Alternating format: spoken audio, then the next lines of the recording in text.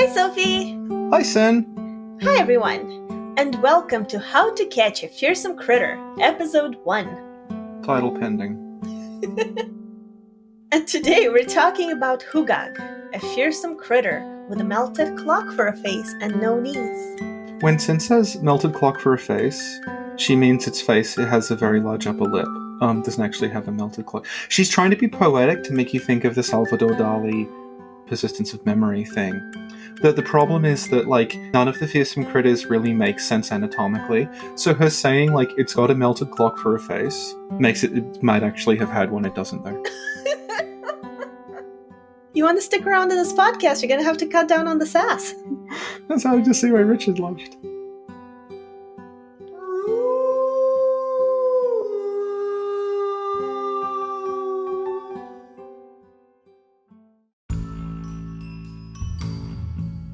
Fearsome critters are creatures who love to hang around logging camps. Lumberjacks used to talk about them back in the late 19th and early 20th centuries. Now, most of our information is going to come from two sources. 1910's Fearsome Creatures of the Lumberwoods by William T. Cox and 1939's Fearsome Critters by Henry H. Tryon. Right. So Henry H. Tryon's one is more recent, so I'm assuming it's more up to date. Better citations. And the purpose of this podcast, as far as I gather, is that you want to try catching these. Yes. Yeah, so is there a reason why you want to try catching them? I recently saw Detective Pikachu. Right, okay. And it was a very beautiful and emotional experience. Right. And then I had a vision. Okay. Where you and I catch all the fearsome critters. When you suggested this to me, I thought this was you're obsessed with Fallout, right? Yes. And I thought, is this going to be that there's been some fearsome critters in Fallout 76 and you want to live in a real-life survival sim where you have to catch them? Is that what this is? And it's even stupider. It's Detective Pikachu. So, Hugag. Hugag. It's very big. But Sin, how big? Full-grown Hugag, 13 feet, 3,000 kilograms. Now, Sin, I've got a question for you. Yes. Why does a source written in America in 1910 use kilograms as the measurement? It doesn't. I did the conversion. Now, Sin, I'm going to have to pick you up on this. Okay. It actually says the Hugag weighs 1,600 weight, right? Yes. So 100 weight is 100 pound. 1,600 weight is therefore 6,000, right? Yes. So that in kilos is actually 2,720 kilos. If you go directly into Google and you type in 1,600 weight in kilos, it will give you 3,048.14 kilograms. You know what that is, though? I've just realised. What? It's because the North American hundredweight is 100 pounds and a UK hundredweight is 112. Oh. I know. So which one did they use here? I'm assuming the North American one as it's in North America. Oh my god, what a bully. So Sophie, which one of us was right? I'm going to say that there's a tiebreaker here, which is that it's not real.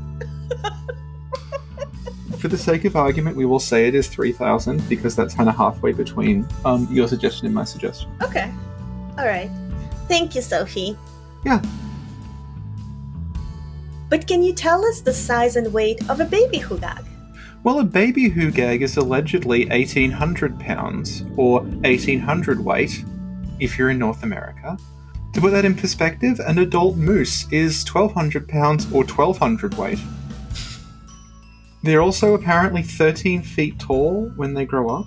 So, we can do this. If we say, an adult Hugag is approximately 3.3 times the size of a child Hugag. 13 divided by 3.3.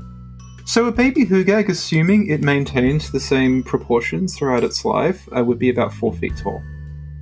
4 feet or 8 reborns. Thank you, Sophie.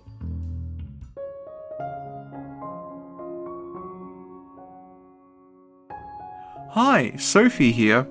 You might be wondering what happened to Richard, but a more important question is, what's a reborn and why is it a standard unit of measurement? Reborn is a baby approximately 6 inches tall who works as a hitman for the mafia. This may sound a little disturbing, but remember that, in the world of Reborn, the mafia are a group of teenagers dedicated to peace and justice. And a hitman is a life coach. Other than Sin, nobody cares about Reborn, including the woman who wrote it, who keeps changing the plot every half season. Back to the podcast.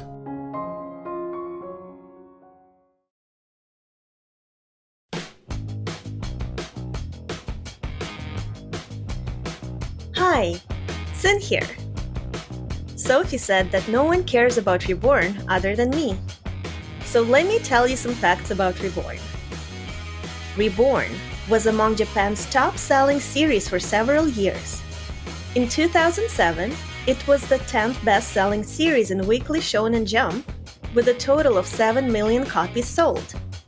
In 2008, the manga sold 3.3 million copies, the country's 4th best-selling series. In 2009, it was the 6th best-selling series in Japan, with sales of 3,694,342. About the Hugag's physical appearance. Right. It has no fur on its face and neck. Has it also gone to clinical lace and little registry? But it seems to have fur on the rest of its body. Mm-hmm. Another interesting thing about the Hugag, Sophie, is that, according to Cox, it has a shaggy coat. Right. But according to Tryon, instead of hair, it wears pine needles, and the steady diet of pine knots make the pitch ooze constantly from its pores. So is Tryon implying that it has no fur and it's just needles and goo covering its body? Well, from what I read, it's actually like it's taking in the pine things and then they're actually like becoming part of it. It's eating so much pine that like the pine needles are just coming out of its skin and the pitch is just coming out of its body, become one of its bodily fluids. Amazing. Why didn't Cox say that? Well, clearly, like, this is superior research that was conducted later. Thank you, Sophie. You know, it's been 30 years. They've had time to, like, refine their Hugag research. Some more papers on the Hugag were probably published. Probably some advances in, like, how to track Hugags. There's probably, like, a Hugag conservation group. People were probably, like, tagging them, using drones, entering them in a big database. Thank you, Sophie.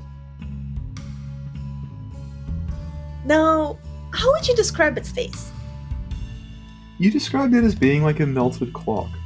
The way it's described is it has a gigantic upper lip that hangs down, and the way that it eats is it just sort of like puts its upper lip around trees and sucks everything off. It made me think of a real extinct animal called a macrochinia. I think that's how you say it. I'll send it to you.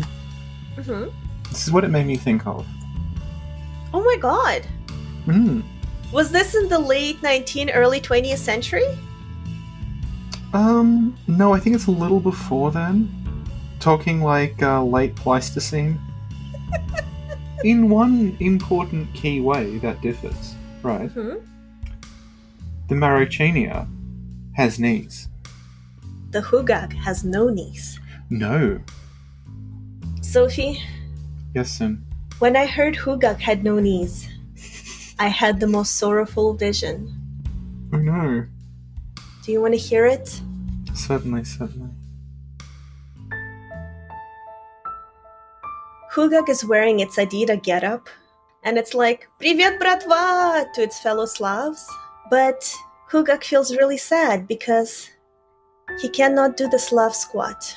Oh no. Sophie, when I had that vision, I did what any reasonable person would do. Did you pay for this? Check your Discord. She didn't say anything, so she absolutely did. Could you please describe what I just sent you? It's a very professionally done image of the Hugag doing the Slav squat in a beautiful dreamland where it has knees. Do you know who drew that? It says Milk Toaster. Yes, so this was drawn by Oh Milk. my god, thank you. And you can find Milk on Twitter at _milktoaster_. And it is a beautiful picture. It's beautiful. It's like Milk saw into my head, straight into my vision.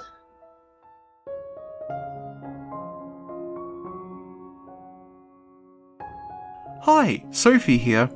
If you haven't been following this podcast very closely, you're probably wondering to yourself, no, seriously, what the fuck happened to Richard? But you also might be wondering, wait, Sin has psychic powers? Sin is what's called a lorical, meaning she experiences time in a non-linear way. This most commonly manifests as her predicting things after they happen, but sometimes she'll predict them before. This includes predicting the Demon's Souls remake release date, some vague information about the Ringed City, and telling Richard in early 2018 that she felt very comfortable talking to him because it was just like talking to one of her girlfriends. Back to the podcast. Another thing that's interesting is Hugag's feet. It looks like bare feet or something, but only has 4 digits. I'll be honest, I don't know much about animal feet, so... Good. You picked a good topic. Oh my god. Thank you, Sophie. And one last thing about its description is it has a bushy tail. Like a fox. Or a Pomeranian. Oh my god! Yeah? You know how they have, like, purse dogs? Yeah. You want a purse Hugag? You know how Paul Bunyan was a giant? Mm-hmm. Do you think the Hugag is Paul Bunyan's purse animal? Holy moly! Yeah. Am I gonna have to get another commission?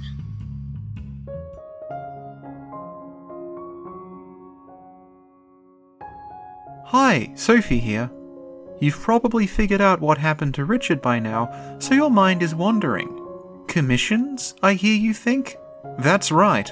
Yes, like some sort of Renaissance aristocrat, Sin is obsessed with commissioning works from the finest artists of our age. However, unlike a Renaissance aristocrat, Sin makes research assistant money.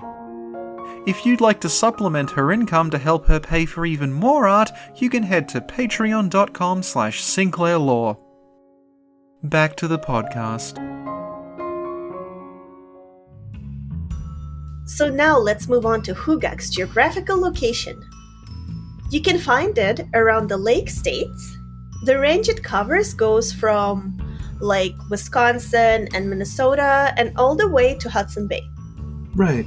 That's a lot of range. Yeah, up to the Canadian wilds. It loves to travel. Yeah, so I think, like, as someone in Canada, you've been saying that you keep going into lockdown, right? Yeah. Do you think that when nature starts to heal, Yeah. you're going to start seeing wild Hugag again? I hope so. Yeah, that'd be good. I did see a couple of deer Yeah? in the forest. Yeah? Cool. Have I mentioned I used to watch Monster Quest? What's that?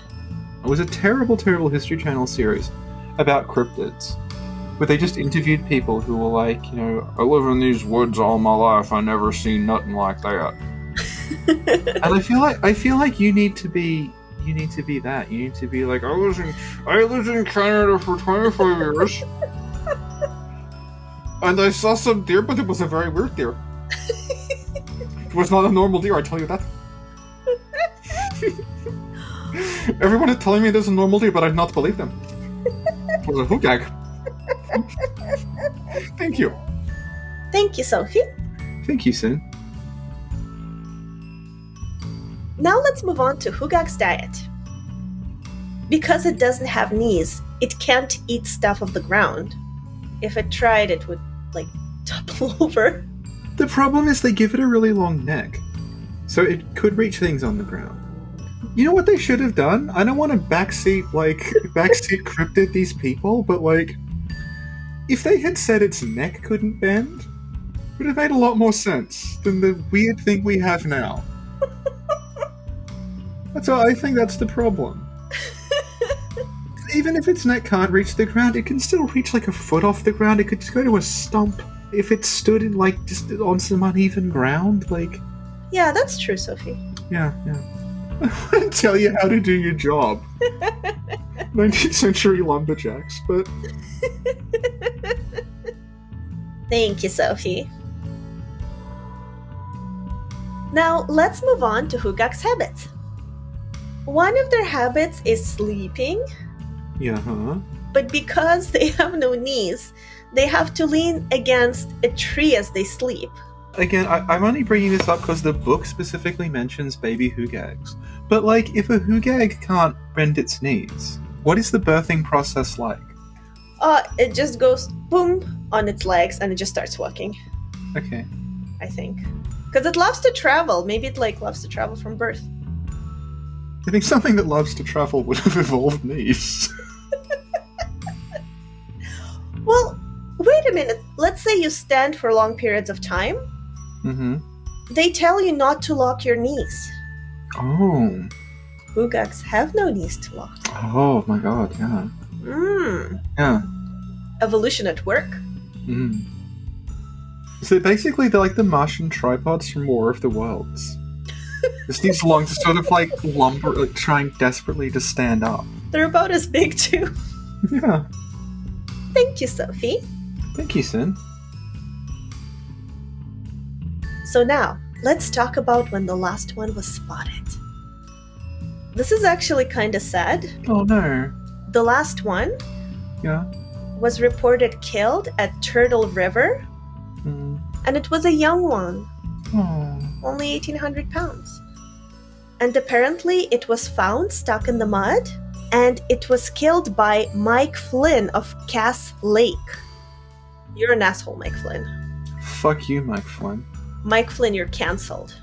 Mike Flynn is cancelled, assuming he's still alive. He's going to appear on Trigonometry soon. What's that? I was cancelled for killing the last Hugag.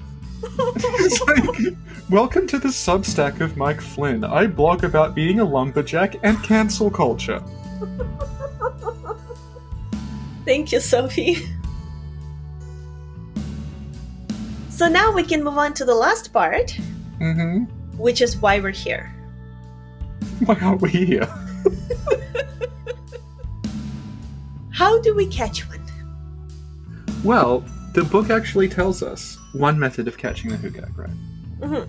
Okay, so what happens with the Hugag is, you might think to yourself, well, the Hugag, how could this thing possibly evolve? It doesn't make any sense, it's got no knees, it's stupid. I'll have to stop you there. Because it specifically says in the very book you are mocking that the way the Hugag sleeps is that it leans up against trees. It just braces itself against the tree because it can't lie down. That's how it sleeps. So it's actually a very well thought out creature. Now, the way in which you catch the Hugag is that you find a tree it sleeps against.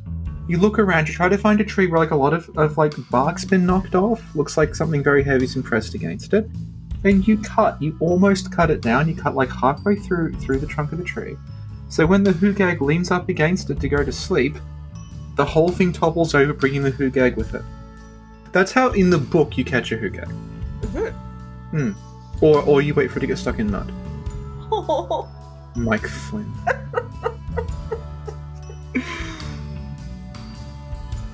Do you have your own theories on how to catch one? I certainly do. I put a lot of thought into this. So, the first thing I was thinking of, right, is that I looked at, like, how you catch moose and what threatens a moose. Okay. Now, obviously, we couldn't actually hunt a moose, because look at us. But I was looking like, well, what natural dangers befall the moose? And it turns out that moose actually die from snails. What? Because snails carry with them, some of them carry a parasite that if the moose eats the snail will pass on the parasite to the moose and that kills the moose. Oh my god. Also, in the way I read it, it's like every single thing in the wild kills moose. Oh. You don't even need to hunt them. They're just dying all the time from everything. There's all these people whose job it is just to find out how moose are dying and, like, recording it. Oh. Presumably this is, like, a carry-on from the previous study of the Hugag. They just repurposed it for moose. So, as we pointed out, okay, the Hugag, an animal, has no joints in its legs. And we made fun of that, and I think you, listening at home, you probably also made fun of the Hugag for having no joints in its legs. Shame on you. No, I know. I had to stop you once again. So, you might think, well, clearly nothing without joints in its legs would evolve, but there is an animal in nature that did evolve without joints in its legs. The sea urchin. Because the sea urchin, those little spikes, it can use those to move around. Oh my god. Yeah. Now, Sin, I know you're a big fan of Hitman Reborn. Mm-hmm. I'm a big fan of Hitman Reborn. Mm-hmm. Do you recall there being a sea urchin? I recall Reborn dressing as a sea urchin. Sea urchin. So we get Reborn.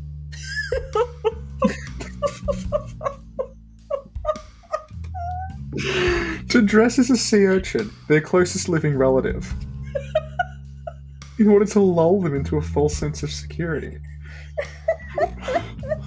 But then I learned something much worse, Sin. Something much, much worse. Oh no, what? In order to research this, I went to the Reborn wiki and I discovered that sea urchin costume Yeah? is not a sea urchin. What? Apparently it's meant to be a chestnut in the original, and the sea urchin thing is something they added for the dub. The chestnut is like, it's like a pun. The suit's name is a pun that doesn't make sense in English. So they added, like, oh, it's a sea urchin to explain it. But in the Japanese thing, it's a chestnut. It's like a spiky chestnut. So now you think, okay, well, we can't get Reborn to do it. No, it's fine, because remember, Reborn made a mountain. In that episode, he just created a duplicate mountain, so I think we just need Reborn to make us a mountain with some Hugag on it, and we're good. Sophie, do the outro. That was How to Catch a Fearsome Critter title pending, with Sin and Sophie, and that was the Hugag. Sin, do you have anything else to add about the Hugag? Big thank you to Reborn. Oh! That's it! And thank you, Sophie. Thank you, Sin. Thank you, everyone, for listening. And see you next time when we talk about the gumbaroo. Bye! Bye. That's it.